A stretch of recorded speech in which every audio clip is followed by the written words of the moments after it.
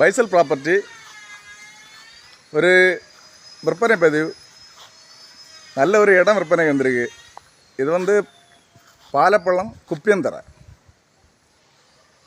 குப்பியந்தரையில் ஒரு 4 ஏக்கர் இடம். நல்ல இது பழைய பில்டிங்.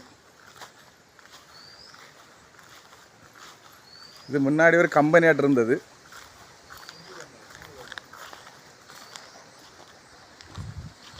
கட்டடம் எல்லாம் பாலடைஞ்ச கட்டடம் போல இருக்கு.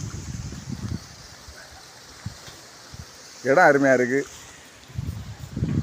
4 ஏக்கர் இடம்.